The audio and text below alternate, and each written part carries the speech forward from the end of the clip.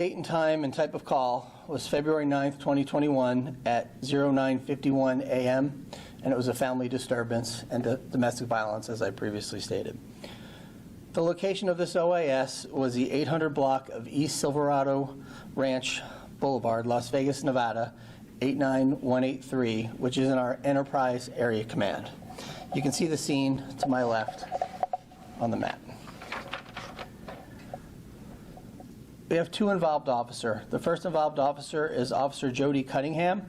He is 46 years old and has been with the LVMPD since 2018.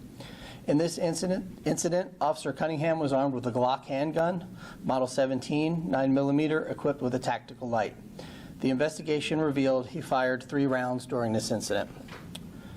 The second officer is Officer Manny Papazian. He is 39 years old and has been with the LVMPD since 2014. In this incident, Officer Papazian was armed with a Smith & Wesson MP15 .223 caliber rifle equipped with an aim point optic. And this investigation revealed he fired 5 rounds during the incident. The suspect has been identified as a DeMarco Montez Henderson. He is a 39-year-old black male adult, 6 foot tall, weighing approximately 225 pounds. He's also pictured off to my left with the photo on the screen. The suspect's weapon is identified as a Smith & Wesson SD 9mm handgun, and the investigation has revealed he fired at least 7 rounds during this incident. Photo on the screen as well. Mr. Henderson's charges, if he had survived, would be attempt murder, kidnapping, coercion, and prohibited person in possession of a firearm. Now I'll go through some of the details of the officer-involved shooting. On Tuesday, February 9th, 2021, at approximately 9:51 a.m., the LVMPD Dispatch Center received information of a family disturbance at an apartment located at the 800 block of Silverado Rancho Blvd. Officers met the person reporting at a nearby business to gather more information. Officers were told by the caller that her mother had recently been battered by her stepdad, who was later identified as DeMarco Montez Henderson. She went on to say that Mr. Henderson was armed with a handgun and had made threats to kill her mother, who was still inside the apartment with him. With this information, the officers developed a plan to get the mother out of the apartment by calling her on her cell phone. Before the call was made, officers established a perimeter around the apartment to ensure the mother was escorted out of the area unharmed. Phone contact was made with the mother and she agreed to come out. As she was walking down the exterior stairs to the ground level, as this was a second-story apartment, Mr. Henderson stepped outside of the apartment and fired 1 round at his wife. Officer Cunningham observed the incident and fired several times toward Mr. Henderson. A group of officers quickly rushed over to Mr. Henderson's wife and successfully escorted her out of harm's way. She was not injured during the gunfire. Mr. Henderson then went back inside the apartment, and the situation was then treated as a barricade situation.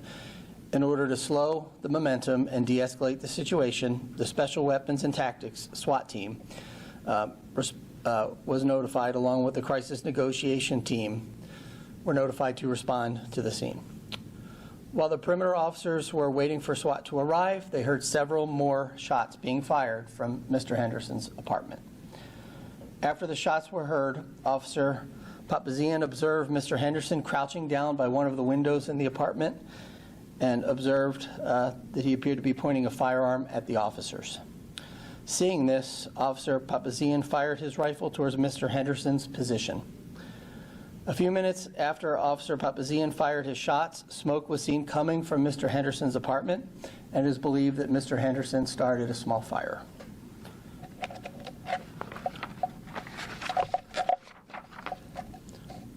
SWAT officers and our crisis negotiators then arrived on scene and attempted to contact Mr. Henderson for several hours without any success. Eventually, SWAT officers, along with firefighters, made entry into Mr. Henderson's apartment. Mr. Henderson was located on the floor of the bathroom, which was attached to the master bedroom, suffering from an apparent gunshot wound that appeared to be self-inflicted.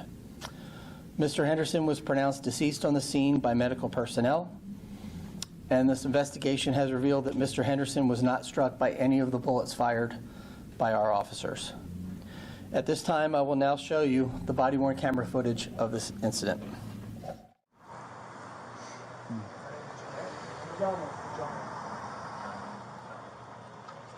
She's right here. She's out again. She's out here again. You'll notice that the victim comes out of the apartment and heads down the stairs. And you'll see the suspect come Push. Go get her! Go get her! At this point, the officers are pushing towards the female to try to rescue her. Go! Because he's in the apartment armed with a firearm. She went around the back. Hey, we got the garage door behind us. I'll get the block. The officers have a shield. Push up. And they don't know where. Go high. Watch the windows. He could be at any one of those windows, so they're Run.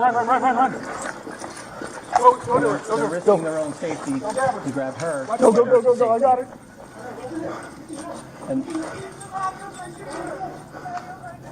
that's. Get over here. Push back. Let's go. Follow me. Get over. Come here. they then move back with her to a position of safety where they can secure her from any future gunfire. You're going to see it slower now, where you'll see her come out and you'll see him exit the apartment, and you'll see him holding the gun in his hand when he fires that first shot at her. And that shot, and she's very lucky, struck the railing by the stairs where she was exiting. She's right here. She's out again. She's out here again. Shit.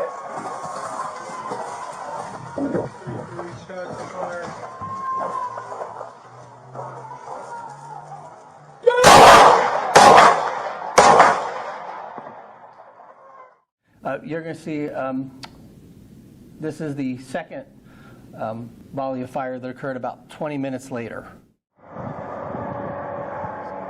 Let's get to this pillar. Yep, that's good with me. I'm going to back up so I can see still.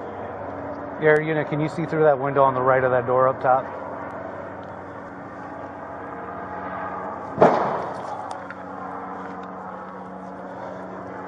Where'd that come from?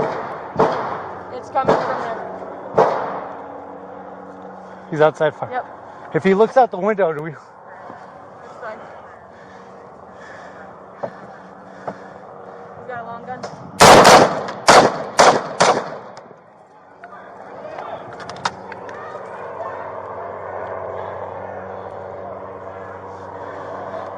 Stab one. Shots fired. It looked like he was pointing a rifle through the window. I fired through the window. Hey, keep going. Hey, I'll take her shield. I know it's sometimes hard to see with body-worn cameras. Sometimes the distance makes it difficult, but as you can see, and obviously we'll provide the body-worn camera footage, when you look at it and focus in on it, you can clearly see the image of the suspect coming out and pointing the firearm at the officers and the subsequent actions.